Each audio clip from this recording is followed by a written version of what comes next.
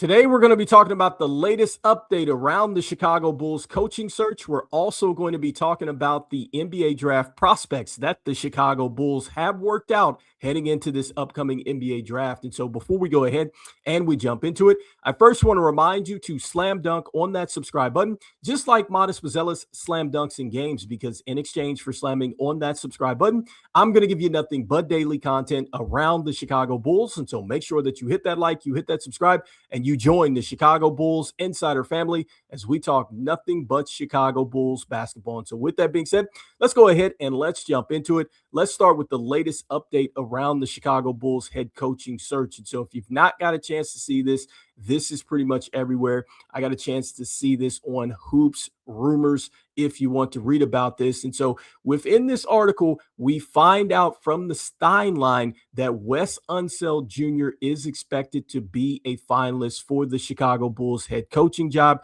We also find out that John Paxson, senior advisor, will be a part of the interview process for the Chicago Bulls' next head coaching job. And so let's go ahead and let's start with Wes Unseld Jr. And so, look, I've talked about him before and his prior coaching experience. He coached with the Washington Wizards for 2.5 seasons. Wasn't necessarily the most successful stint with that team. And so he was 35 and 47 in back-to-back seasons. The season after those, he would go on to go into the front office with the Wizards, eventually would go over to the Chicago Bulls, where he's been the defensive coach, and also too he's been responsible for player development as well. And so last season he did coach for Billy Donovan in his absence out there. And so starting with, why the Bulls would, want to bring Wes Unseld Jr. in. Number one, it is the player development. Number two, it is going to be the experience as a head coach. And I think number three,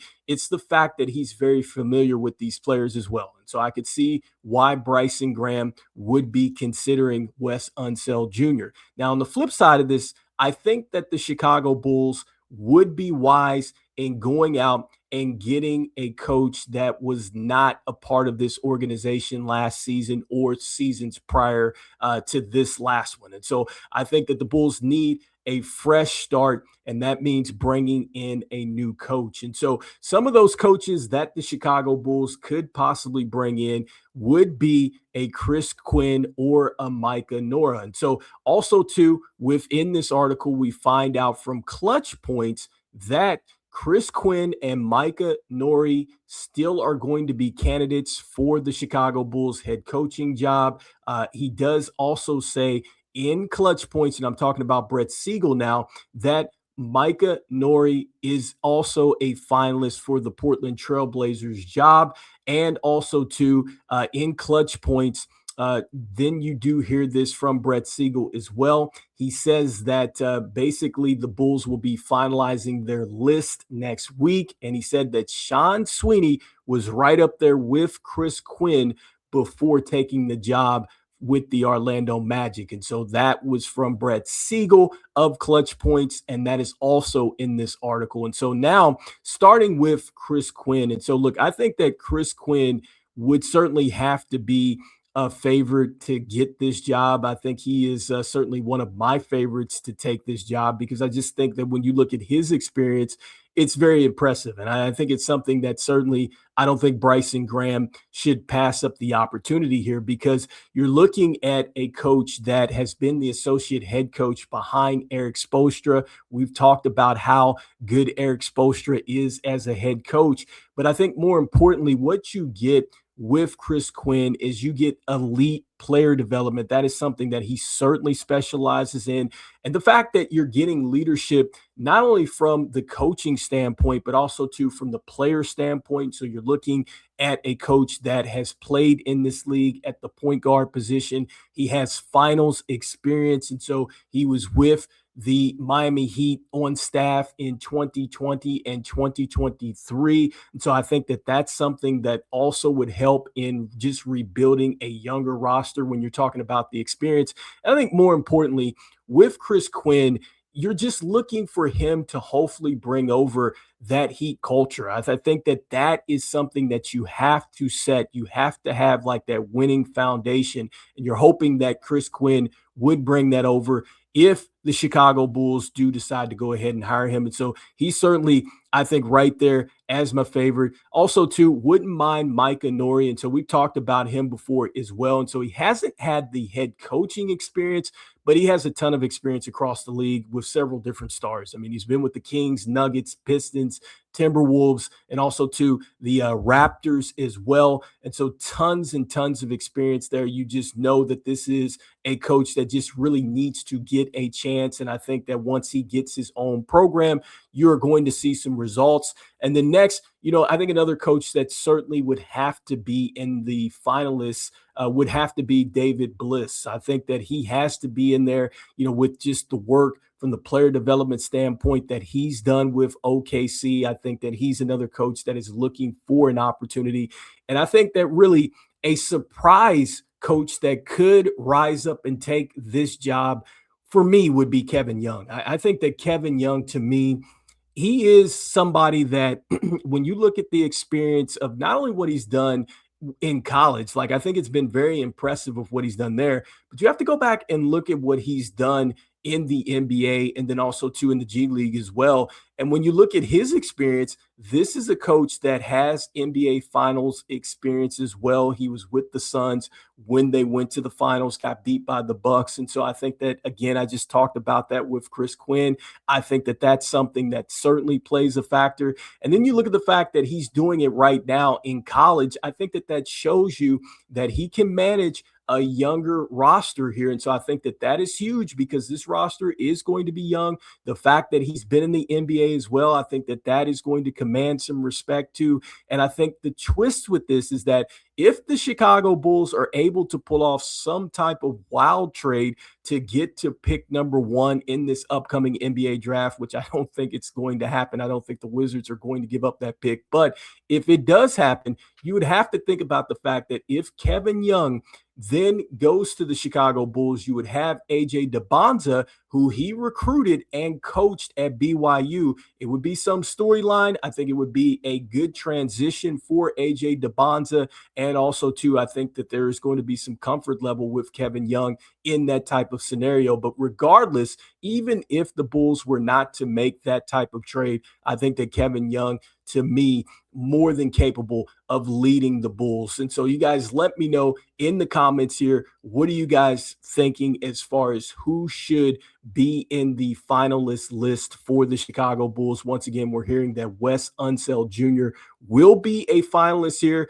We're hearing that Chris Quinn and Micah Nori are still in the running here. And then again, I said my surprise coach that could jump in there is going to be Kevin Young. I think that David Bliss should certainly be in the hunt. And also, too, one other thing that I do want to add is that, with the finalist list expected to be next week for the Chicago Bulls, could another name possibly come out? So could we hear, maybe Rajon Rondo? Could we hear maybe a Sam Cassell or something like that as an ad and getting to the finalist list here? So we'll find out a little bit more about that. Exciting stuff. You guys let me know in the comments what you guys are thinking about this most recent news with Wes Unseld Jr. and who is your favorite and who do you want to see as finalists for the Chicago Bulls head coaching job? And so next, I want to go ahead and talk a little bit of NBA draft coverage here. And so talking a little bit of buzz going into this upcoming NBA draft. And so if you want to check this out,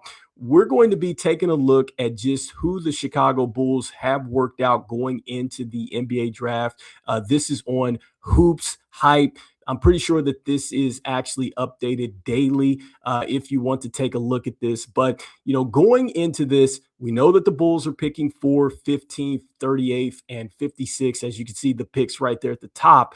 But so far on this list, the Bulls have worked out 7 guards, 4 front court players. And so those would be power forwards or centers. That's what I'm calling front court players, and then 1 wing. And so we're talking about just, the small forward or forward position, whatever the case may be. And so that is what the list breakdown is going into this upcoming NBA draft so far. And so I wanted to talk about some of these players. And so with Keaton Wagler, we've talked about him. We talked about Michael Brown. We've also talked about Nate Ament as well. We've talked about Morez Johnson. We haven't talked about Kingston Flemings, which we will talk about at some point. I certainly think that he's a great player as well, and it would be interesting if the Bulls were to somehow get back into the top 10 to get him.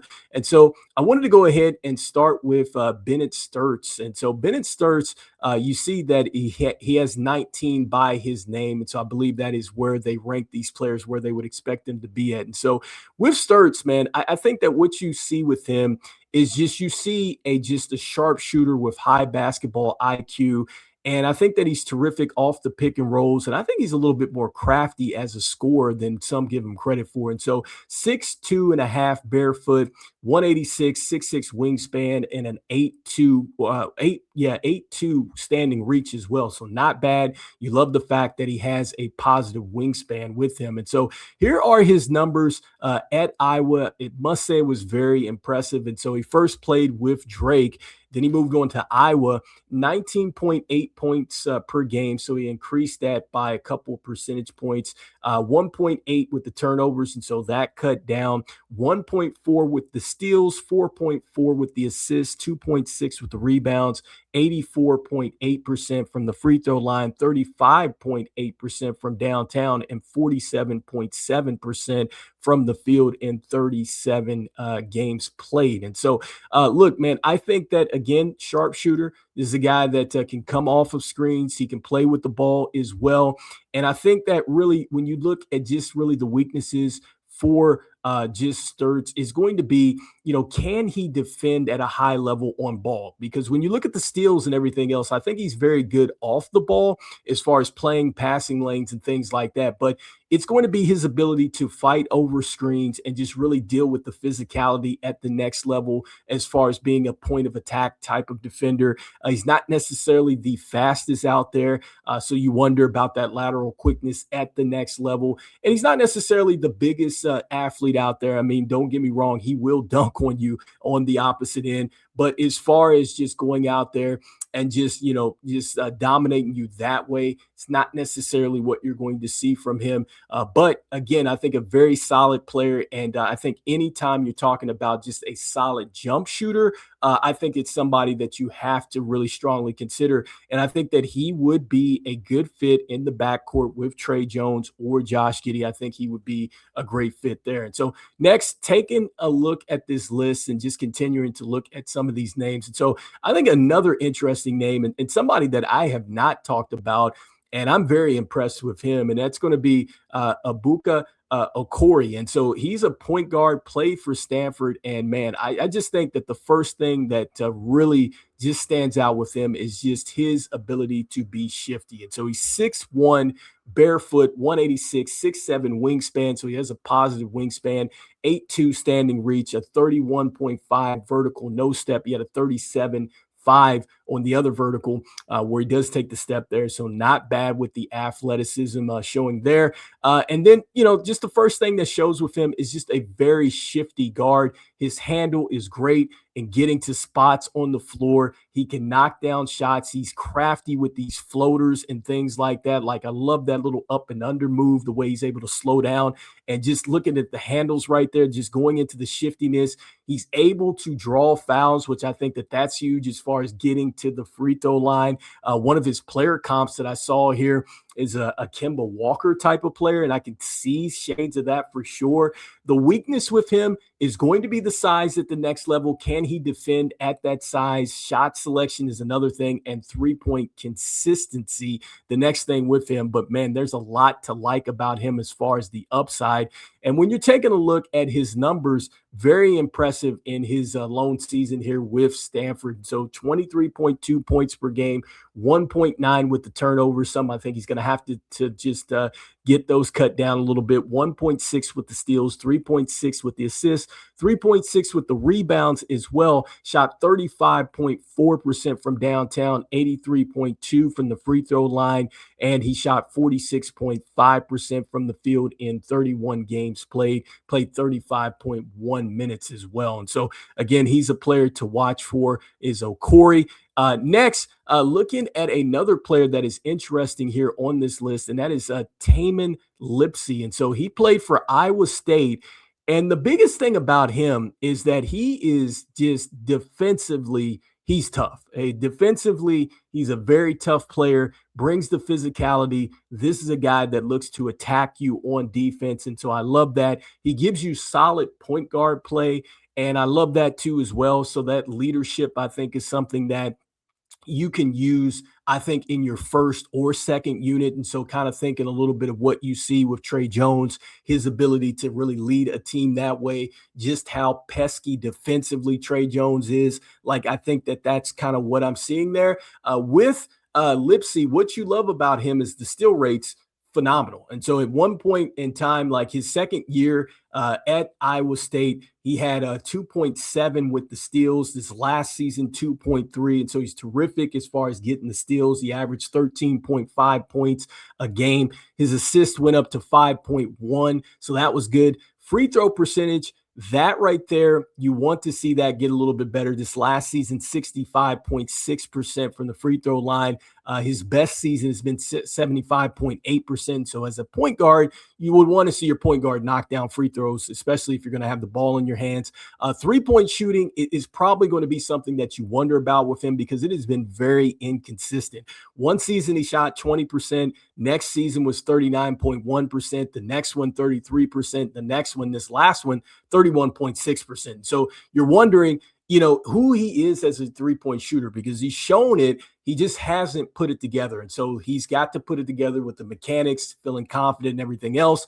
As far as his field goal percentage, that also dipped a little bit, or it kind of went up and down. He's had some seasons where he's been at 48%, dipped down to 45% this last season. His second season, he was at 42. And so he's shot 45.9% this season, 31.5 minutes per game in 34 games played. And so with him, you just wonder about just his size, number one, with his ability to finish oversized. I'm seeing that is something that he struggles with. The consistency with his shot is another thing that you would have to wonder with him. And just also, too, the next thing is just, you wonder, can his bag get a little bit deeper as far as offensively? Because in a structure, he's very good. But then also, too, you think about it at the NBA, the next level, you're going to have to get a little bit more creative. And so those are things that he's going to have to work on at the next level. And so the next player is going Peter Suder out of Miami, Ohio. And with Peter Suder, look, he's a terrific shooter, and he reminds me a lot of what you saw with Bennett Stirtz here. And so with him, look, I was very impressed with his ability to create off ball and create space and knock down shots. I think that he plays with a very nice pace. He accepts contact and he's able to brush the contact and get away from that. He's very solid as a passer as well. And so I think that that's impressive with him. And so he's 6'5", 213, shot 54.6% from the field, 42.1% from three. Again, good shot creator, good off the pick and roll. Just you wonder with him, the thing is going to be defensively, right? Like defensively, can he hold his own at the next level? And so this last season, 14.8 points per game, 4.6 rebounds, 4 assists a game. Talked about the 42.1% from downtown. Very good stuff there. 33 games played, averaged 31 minutes there. And so he steadily got better in his college career. And so he might be, a player to watch here. And so he's worked out for the Chicago Bulls as well, as he's listed at number 66 overall as far as his ranking. Next, just going down the list here and taking a look at some more players that the Chicago Bulls have worked out here. And so I want to talk a little bit here about the big man that played for BYU. He first played for Utah as well, and that is Keita here. And so Keita out of BYU. Center, you see him unranked there, but he is an interesting prospect here because he does remind me of a former Chicago Bull that we had here on the roster. And so with him, his strengths are just really, he plays with force. This is a guy that is terrific, I think, at lobs. And so he's going to be able to catch those lobs, dunk it down. This is a guy that will clean up stuff off the glass as well. I think he's a very solid rebounder too. When you look at the numbers, I mean, it's not anything that necessarily wows you. 6.2 points per game. As far as the rebounds, 7.2 rebounds, 0.3 with the assist, 55.2% from the free throw line. And he did not shoot three-pointers. And so he doesn't necessarily have a offensive bag. Like, that's the thing. He always will need somebody to create for him. Shot 68% from the field, 33 games played, and he played in 22.6 minutes this last season with BYU. And so doesn't have very much of an offensive game, and he's undersized. And so 6'8", 230. And he reminds you a little bit of kind of what Adama Sanogo was. And so that's where I kind of see shades of that. But this is a player that the Chicago Bulls have worked out. And lastly, taking a look at another player that I'm very interested in, and especially if he is undrafted, and that's going to be Malik Dia. I love his game. This is a 6'9", 250 power forward. He's got a 7'3" wingspan. And with him, you're looking at a player that has a deep offensive bag, in my opinion. Like, this is a guy that when you take a look at his highlights, this is a guy that can post. This is a guy that can face up. Like, he reminds you a bit of what we saw with Derek Queen, with his ability to handle, be that point forward and everything else. But I think he's much quicker than he is at this point in time. But man, he put up some good numbers at Ole Miss. He was part of a team that I believe did go to the Sweet 16 as well. And so his numbers this last season, 14.5 points per game. He had 0.6 with the steals, 0.8 with the blocks, 0.8 with the assist, and he had averaged 5.7 rebounds per game. He shot 68.3% from the free throw line, 27.5% from downtown, shot 45.2% from the field in 24.3 minutes in 31 games played. And so he played with Ole Miss for 2 seasons. I believe he played for Belmont as well. He also played for Vanderbilt over his 4 seasons. He got progressively better as far as scoring. In Belmont, he averaged 16.9 points per game. The 3-point percentage, you wonder how real it is. He shot 35% before. He's hung around 34% the first couple or seasons after he played at Vanderbilt, but he only shot 27.5%. So it's there. You just wonder about the consistency with him. But again, man, he has a great feel as far as just being a point forward, face up. He will dunk on you, so he plays with some force as well. I think that you see that defensive versatility as well with what he can do there. And I think he's really just scratching the surface of what he can do. And so again, if you're talking about a late second round pick or an undrafted player, like, I think he's certainly a player that you want to take a chance on. Again, he uses his force and body to create space that way, and he's very good on the box as a passer too as well. So he has an excellent feel for the game. Terrific, I think, as a connector as well. And so he's a player I think to watch for. But you guys, let me know in the comments here what you guys are thinking about these players that the Chicago Bulls have worked out here.